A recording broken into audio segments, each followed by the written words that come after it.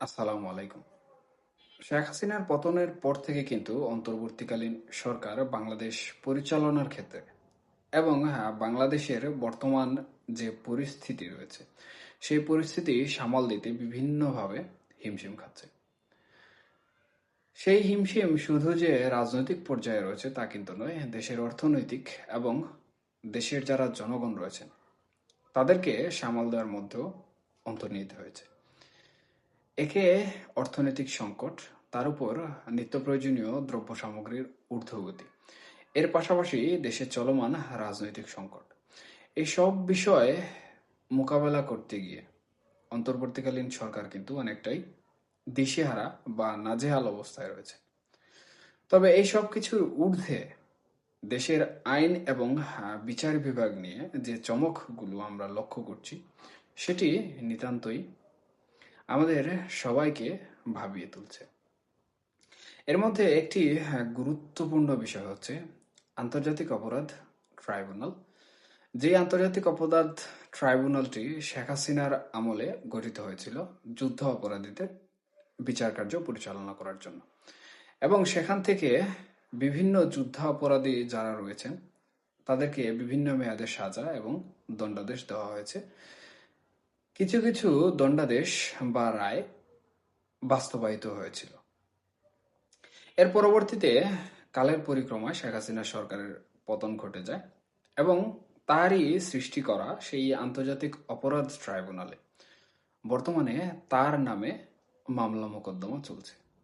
এবং সেই আন্তর্জাতিক অপরাধ ট্রাইব্যুনালে আমাদের যে আইন উপদেষ্টা রয়েছেন এবং আমাদের প্রধান উপদেষ্টা যিনি রয়েছেন ওনাদের মাধ্যমে বিদেশি আইনজীবী নিযুক্ত করা হয়েছে চুক্তির ভিত্তিতে।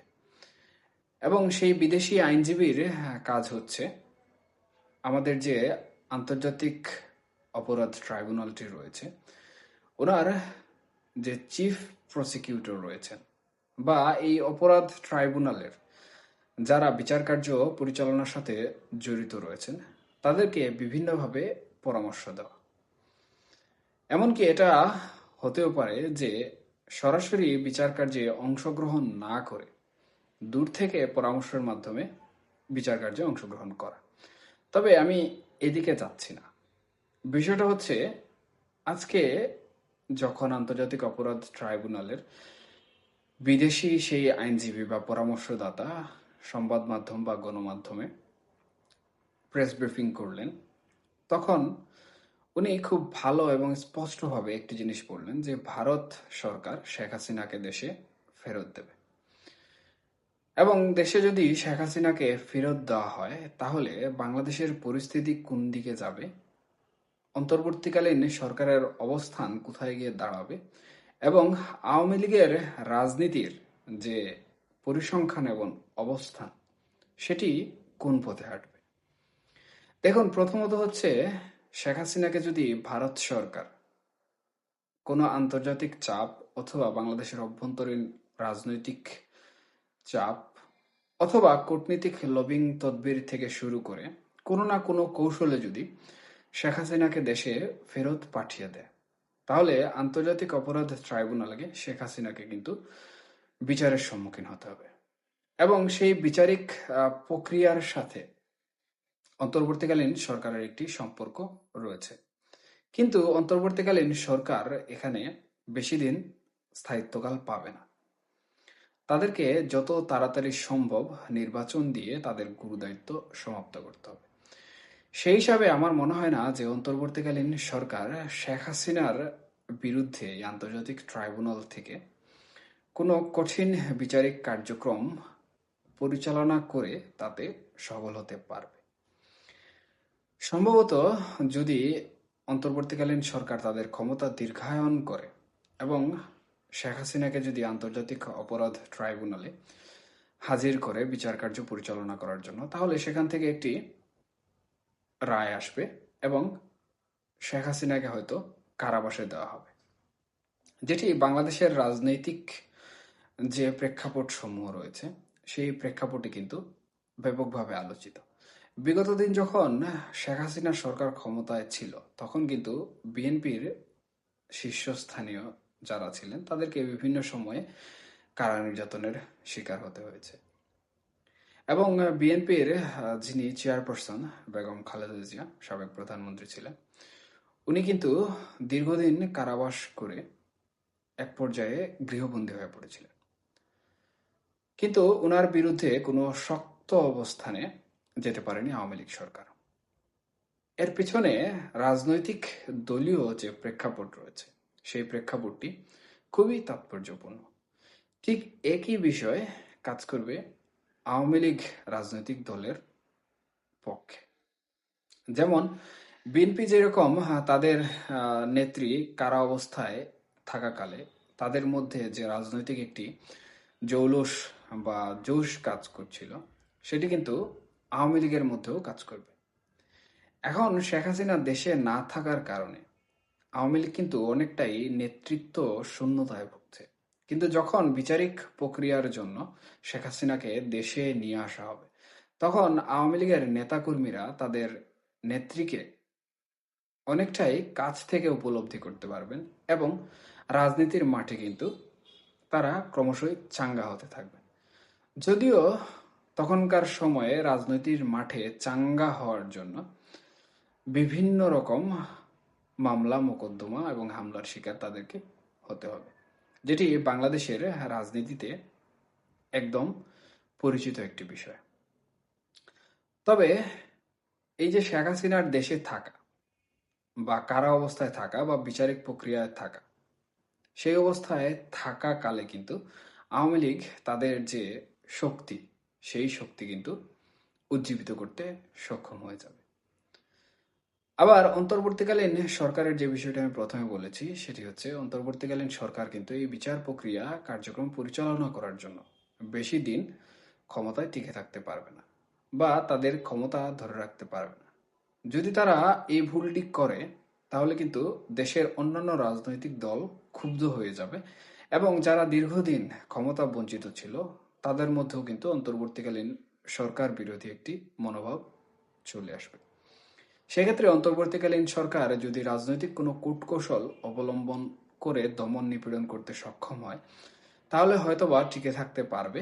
আর যদি দমন নিপীড়ন করতে ব্যর্থ হয়ে যায়, তাহলে তাদের পতনও অনিবার্য হয়ে যাবে।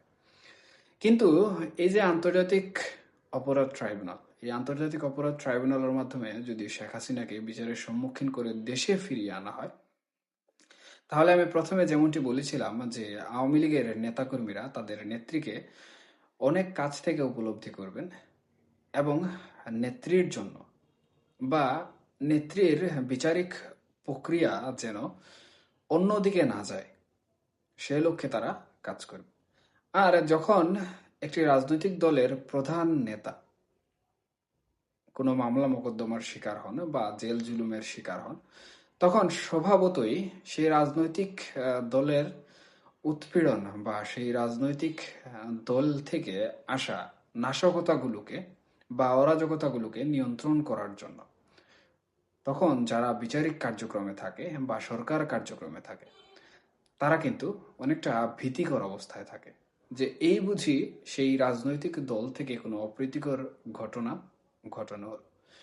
মোট কথায়, যখন এই রাজনৈতিক দল কোনো নির্যাতন বা নিপীড়নের শিকার হয়, তখন ক্ষমতাসীন যারা থাকেন তারা ভীতিকর অবস্থায় থাকেন অনেকটাই। মূলত সেই ভীতি হচ্ছে তাদের ক্ষমতা না হারিয়ে যায় এবং এই ক্ষমতা হারানোর ভয় কিন্তু কোনো বড় পদক্ষেপে বাধার সম্মুখীন হয়ে দাঁড়ায়। যেমনটা আমরা দেখেছি জামাতে ইসলামের যিনি নেতা দেলোয়ার হোসেন সাঈদীর ক্ষেত্রে। আওয়ামী লীগ সরকার কিন্তু তাদের যে আন্তর্জাতিক অপরাধ ট্রাইব্যুনাল রয়েছে, সেখানে কিন্তু আল্লামা দেলোয়ার হোসেন সাঈদীকে যে রায় দিয়েছিল, সেই রায় অনুযায়ী ওনাকে কারাগারে কারাবন্দী করে রেখেছিল। কিন্তু অন্যান্য যারা ছিলেন তাদেরকে আমরা দেখেছি যে বিভিন্ন সময় অনুযায়ী তাদেরকে মৃত্যুদণ্ড দিয়েছে এবং সেই রায় কার্যকর করেছে। কিন্তু দেলোয়ার হোসেন সাঈদীকে তারা মৃত্যুদণ্ড পর্যন্ত নিয়ে যেতে পারেনি। এর প্রধান কারণ হচ্ছে দেলোয়ার হোসেন সাঈদীর এত জনপ্রিয়তা ছিল বা সাধারণ জনগণ থেকে শুরু করে ওনার দলীয় মানুষের মধ্যে এত পরিমাণ শ্রদ্ধা, ভালোবাসা, ভক্তি ছিল, যেটা ক্ষমতাসীন সেই আওয়ামী লীগ দলের জন্য অনেকটা ভীতিকর পরিস্থিতি ছিল।